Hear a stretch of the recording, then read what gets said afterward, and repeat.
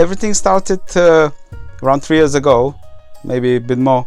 My business partner called me and she said, listen, you wanna come with me to a training that I booked?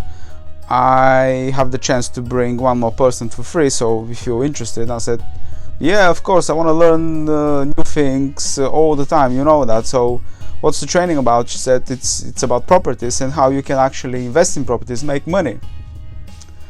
And I said, but I have no money to invest in properties. Like, I'll come to the training, but like for me it's a bit, I don't know if I can do that.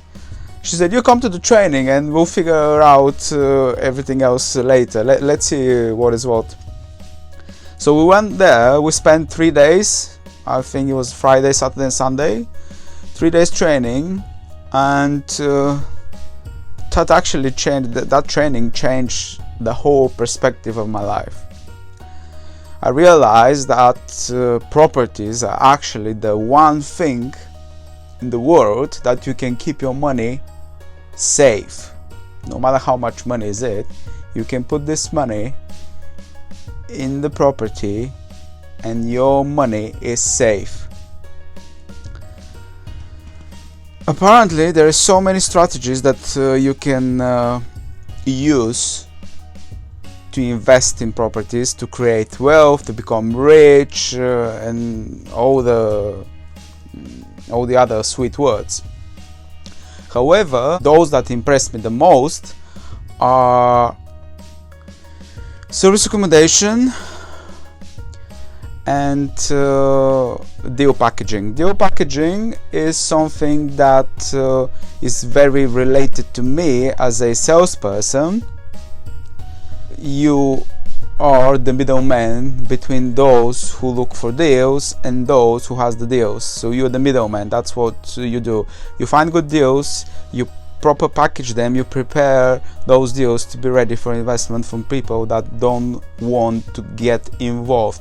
The only thing they want is just take the money, get the deal, and get the return from that deal.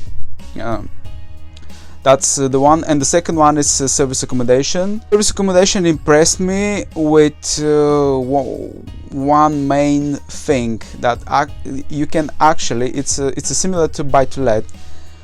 You make quite a lot more money than a normal buy to let deal. What impressed me the most of the service accommodation is that actually you can develop and you can run this business, you can use that strategy without owning the property, and it's called a rent to service accommodation. So it's a very good option not only for property investors like us, but also for the landlords.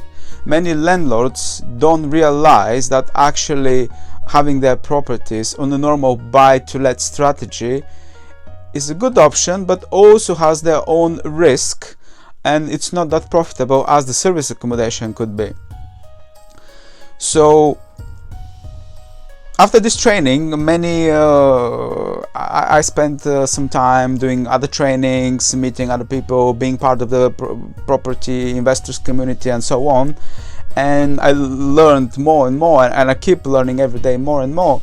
But I realized that service accommodation is the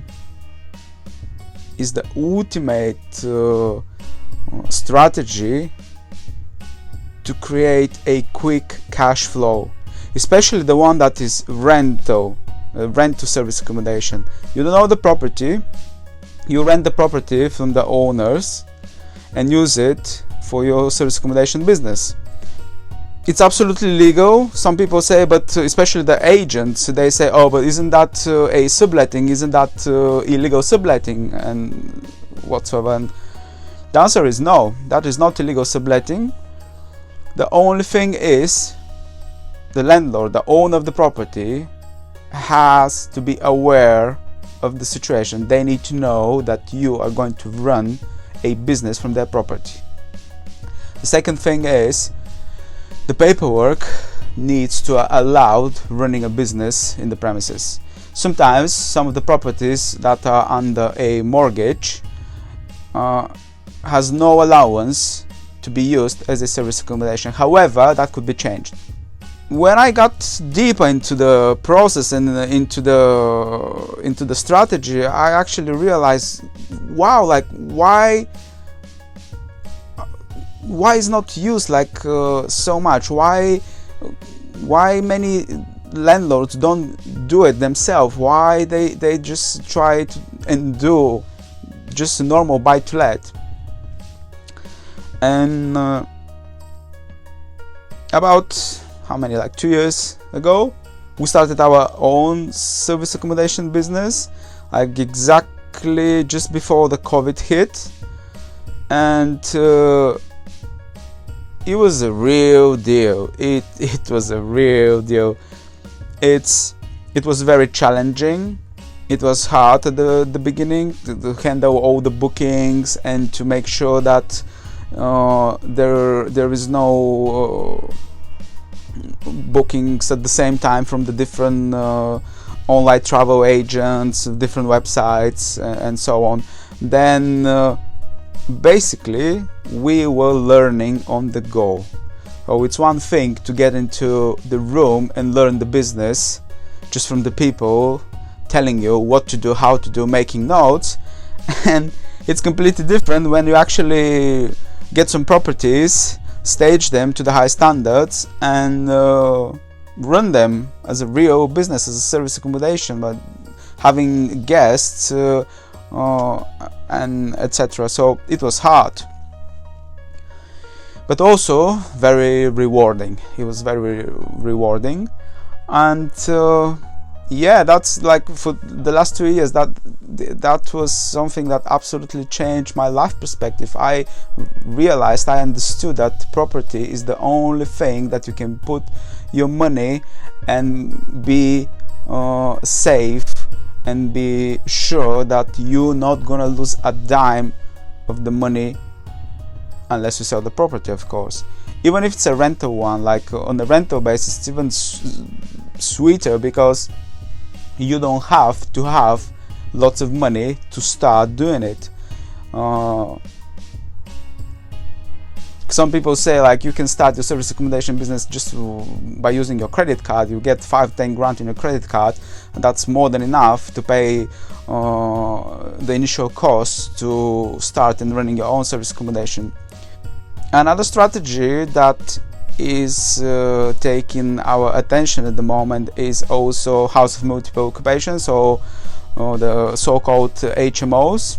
Good thing there is also that you can run your own HMO on a rental basis, of course, again with the knowledge of the landlord, the owner, with the knowledge of the agency if the property is offered on the market through an agent. So basically, rent to service accommodation and rent to HMO are the two strategies that kind of make me think to have your money into that kind of strategies.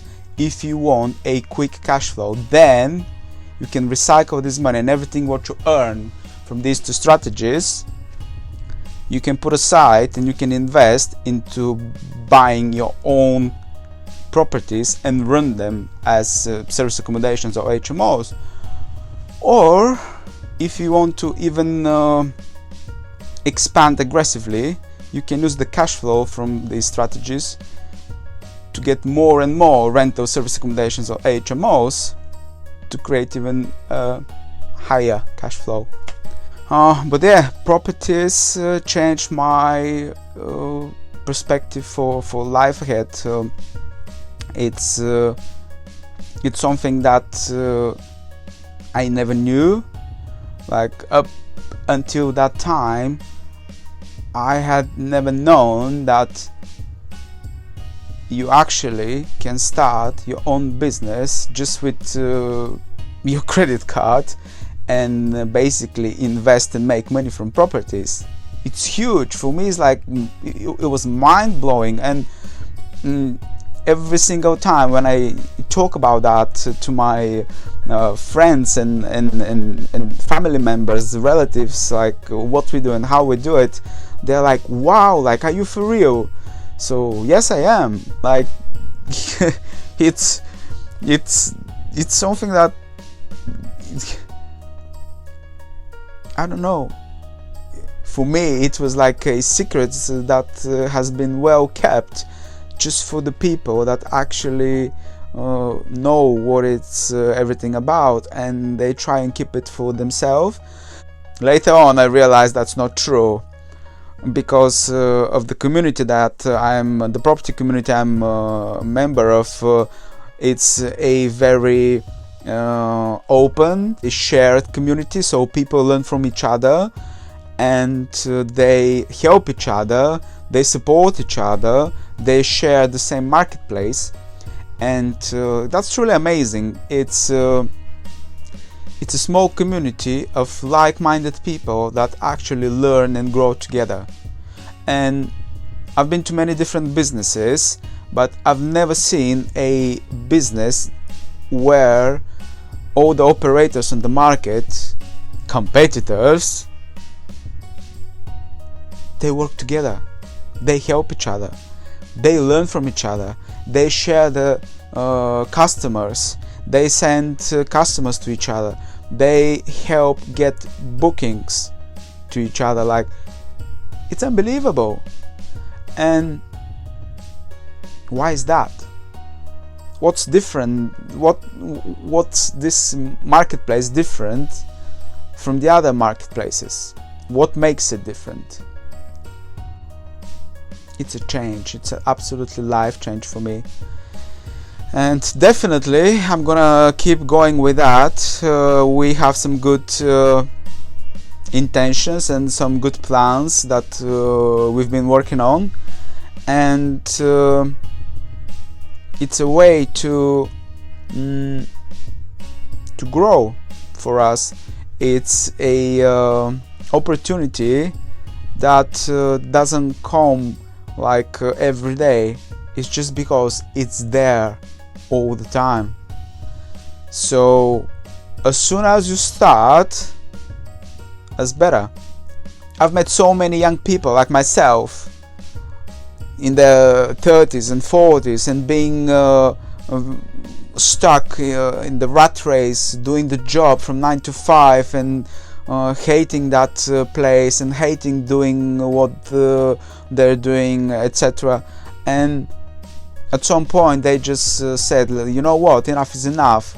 I want to go and do more. I want to go and do something more about myself, and something more for my family and for my relatives and for the people I love. And they just get into it. You don't know how many different people from different cultures and backgrounds and different professions, they're property investors. There's corporate people being managers and directors.